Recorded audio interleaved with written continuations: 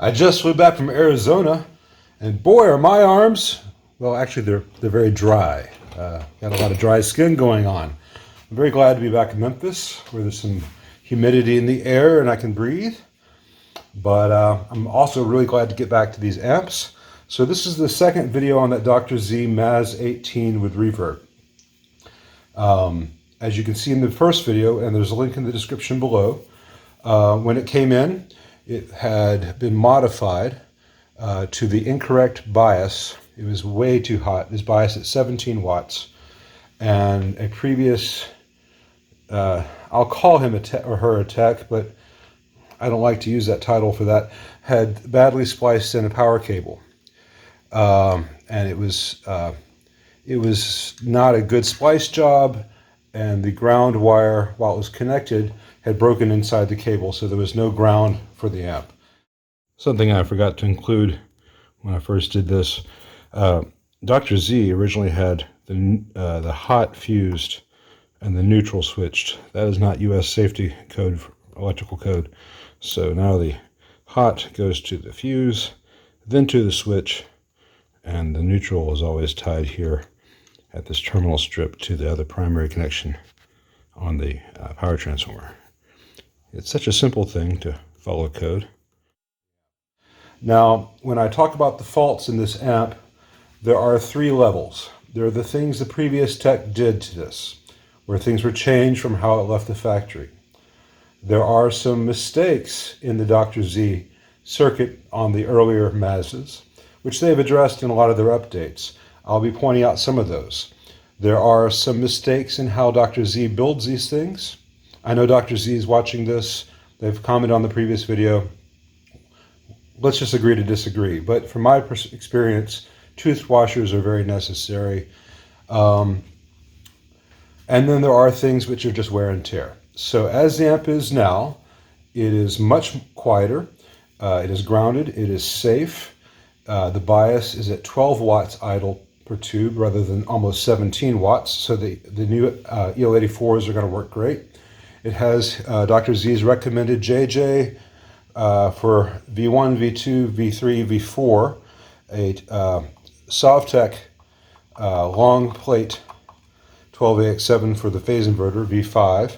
It's got a pair of JJ EL84s and a Sovtech 5AR4. There's a bit of background hiss, but the amp is otherwise sounding very nice.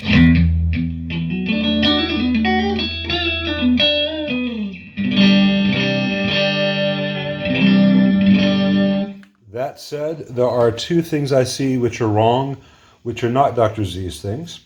First of all, the reverb recovery tube cathode should have been bypassed. It was originally. Someone has removed this bypass cap, changed out this bias resistor, didn't do a very pretty job, and there's a lot of sloppy solder here at this ground point. So I'm going to redo this nicely and give it a cathode bypass so that the reverb will have more depth when I hook up the tank. Second of all, let me move the camera. Someone changed out the capacitor here, which is the base capacitor in the tone stack, and it works, but I don't think it sounds great. The bass just kind of comes off and on, so.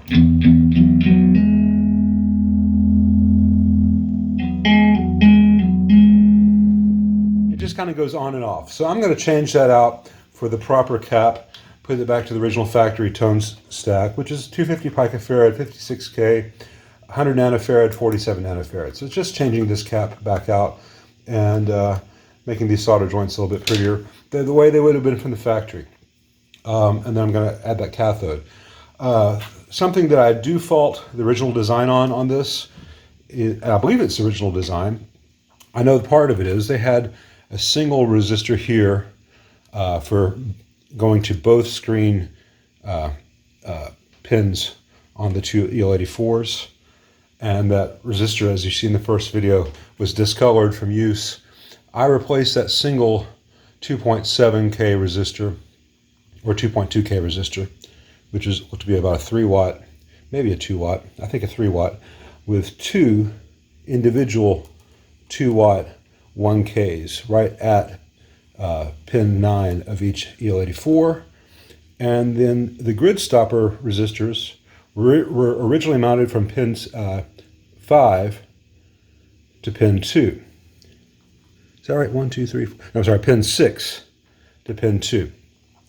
Now, it is very treacherous trying to use a free pin on an EL84 for a connection, because on some EL84s, pin 6 is an internal connection. So you really shouldn't use pin 1, pin 6, or pin 8 in an EL84 to tie into anything. So I've got some new grid stoppers just going up into the air with the wires connected to them, the grid wires. And that's going to be very stable, and no matter what EL84 is used in this amp, there will be no problem, because you could have put in an older EL84 that had an internal connection on pin 6, and then your grid goes away and there's no bias, or something even worse could happen. So this is just a safety thing.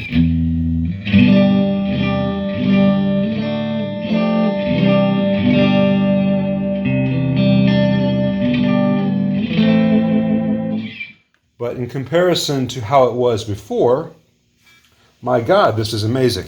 It's not going, and it's not having static, and it's not going to kill you. You can see here, I put in some heat shrink on that fuse holder connector, just because it's very close to the metal shielding inside the cabinet when the amp is assembled. I'm going to do the cathode bypass that I mentioned on the Reverb recovery. I'm going to change out that cap in the tone stack, and I'm going to talk to the owner about whether he would like me to do one very, very important thing that Dr. Z has done on the Mark II. Let me put this guitar down, I'll tell you what that is. And Dr. Z covers this in some of his videos. Right now, the tone stack and master volume are much like you'd find on a JCM 800, where you have a simple 1 meg audio taper pot from the output of the tone stack, from the treble wiper, to this volume pot, and then as you turn that down, the output of that master volume then feeds everything else. Well, the output of that master volume is also feeding the reverb. So in this configuration, as you turn the master volume down, you're feeding the reverb less and less. So I would want to at least feed the reverb from the input to the master volume, so that it is always having a high level feeding the reverb. But then you have the problem that you could have a reverb signal that's louder than your master volume. So what they have done for that reason, and also because it sounds better and you drive the phase inverter better, is to eliminate this pot here in the circuit and just come from the wiper of the tone stack treble pot to the same point here, which then feeds the reverb and the next stages in the amp, the reverb mixer, and then that feeds the phase inverter, and that is always going to be a consistent high level, which should just be controlled by the overall volume pot, and then using a dual ganged pot here to replace the stock master volume, which would replace essentially these two grid leak resistors in the output. And that dual gang master volume is called a LARMAR. There's some other names for it. It's a post-phase inverter master volume. It has two huge advantages in this amp. Three, really. Number one, you'll have consistent reverb levels. Number two, the tone will sound much more the same throughout the entire range of the master volume's travels. And third, you'll always have the phase inverter acting as a gain stage, and also the gain stage in the reverb mixer. So you'll have more drive available. As this amp is now, I can set, say, the volume on the input, the channel volume to like 2 o'clock, and have a nice snarl, but as I turn the master volume down, the amp will clean up. By changing this to a post-phase inverter, then I'll have a consistent tonality in the amp through most of the range of the master volume.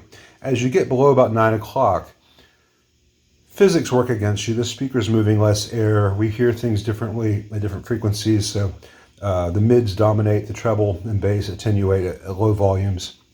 But really, from about 9 o'clock up, that master volume would be the, quote, transparent circuit that we're all looking for. You have a very nice taper. There's no downside to it. And Dr. Z did that on subsequent Mark II MAZ 18s. So I'm going to call the owner, now that I know the amp's not going to blow up, and let him make the decision. But that changing that circuit is very easy. You're pretty much adding another $5 pot and two 10-cent resistors and changing the wiring just a little bit. It's no big whoop, and it's really, really worth it.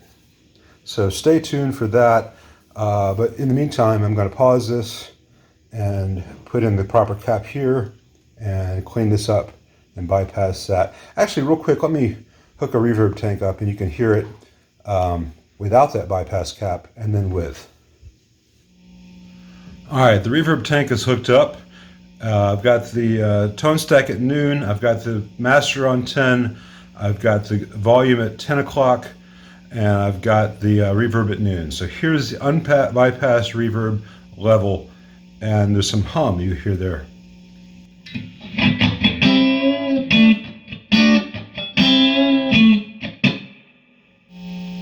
Okay, those changes have been done, and now the reverb level is much louder, which means that hum is much louder. So I got to figure out what's going on with that. But here's the reverb now that's bypassed.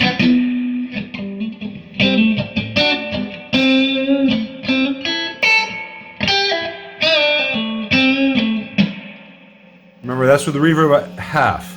So let's see where that hum's coming from. Okay, with the reverb tank out of the cabinet, farther away from the transformers, that hum is gone. So now we have this.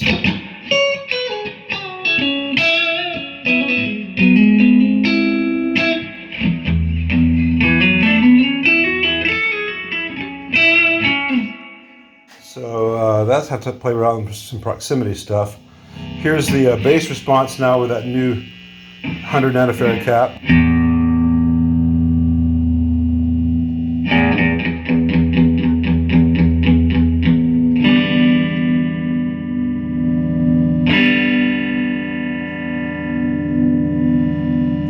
So I'm very pleased with that. It's a very bright amp in stock form. The Mark 1s are. But you can turn the treble down, you can turn the cut down, and dial that out. Get a much smoother sound. That's all to taste. Let's see how far the reverb goes up.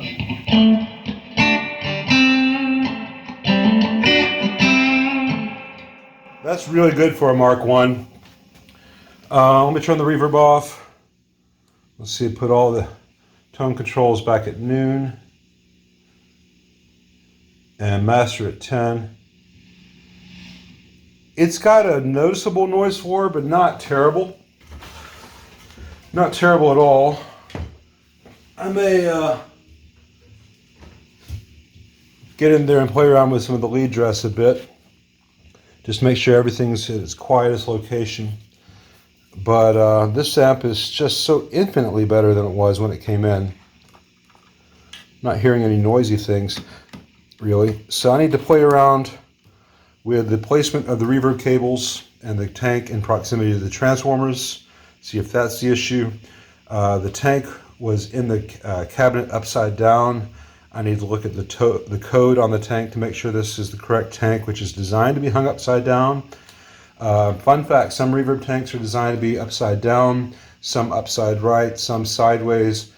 It really does matter. So if this thing is not designed to be run suspended with the springs facing up, then this is the wrong tank for this model, because that's how it attaches in the head shell. It's an MOD tank, so I know it's not original to the amp.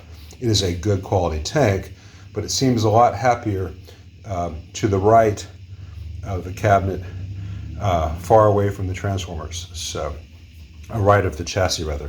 So that hum that was there when it was in the cabinet near the transformers is gone. So I think we're at a really good stopping point here. I need to play with the reverb a bit. The remaining noise almost disappears as soon as you turn the master down to like 3 o'clock. So it's not a lot left. I'm going to talk to the owner about the improved master volume, which is part of the Mark II stuff that they do. There is a 68K plate resistor here for V1, which is an old 1-watt carbon comp. I would not be surprised if that is the source of the remaining hiss. So I will talk to the owner whether he would like this to be as quiet as possible or as original as possible.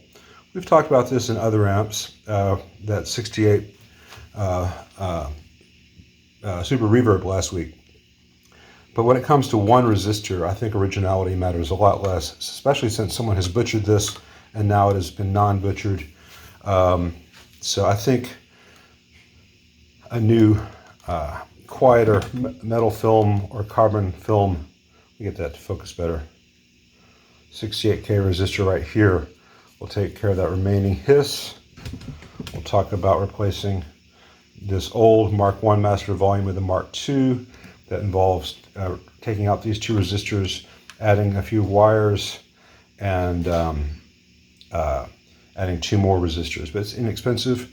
And on this new cathode resistor here, it's a 200 ohm as opposed to the 150 ohm that was in there. A new bypass cap here. Notice the spacing between this very warm resistor and this bypass cap across it. It's got about a ½ inch there. It may not seem like a ton, but ½ an inch apart like that is a lot of air. This will be exponentially cooler than having them jammed up against each other the way the previous guy did it. Note, that is not how Dr. Z did it. That was how the previous tech had this configured. So this amp will run a lot cooler, lasts a lot longer. I think we're just a few final tweaks away from a great sounding MAZ with reverb.